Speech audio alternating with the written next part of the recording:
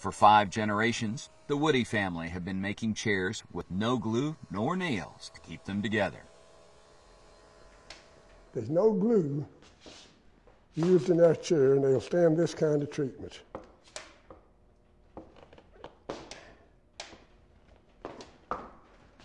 You do that to a production chair and you've got a pile of kindling.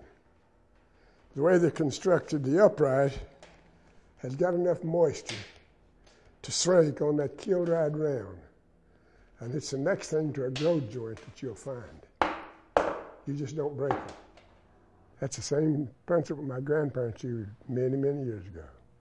That's air dried down to about 18% moisture.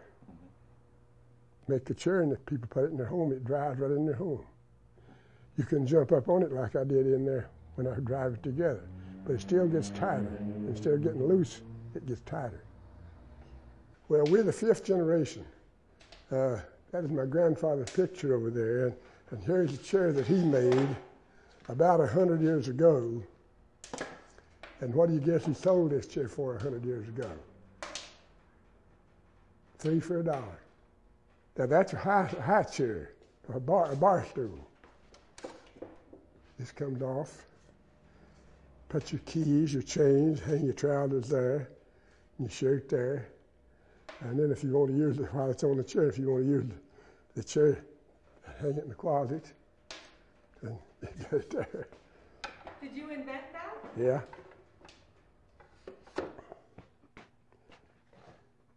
I've got this many chairs started. They're not quite ready to drive together yet. But now these, the chair like this one is what Carolyn and John Jr. Kennedy got. One sold for $10,000 just like this. This is one that was made for Caroline.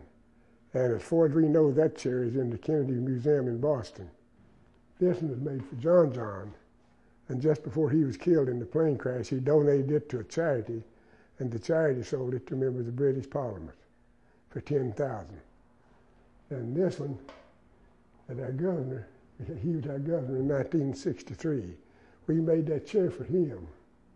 And he gave the chair to John Kennedy when John was having back problems. And it recently sold at auction. John Kennedy's personal stuff sold at auction. And that chair brought $96,000.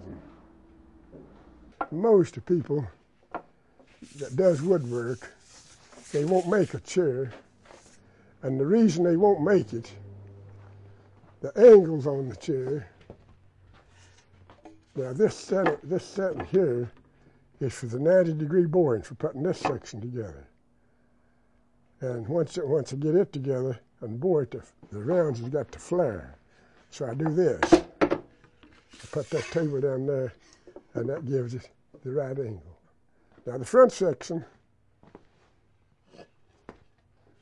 is bored on 90 degrees. So the rounds go straight. All right, and over there is my lathe. It's as old as the hills. I've had it 50 years, and it was a pile of junk when I got it. I've reworked it, and that does all my turning. And here's the thing that I mortise with, they kept the date on it, 1882.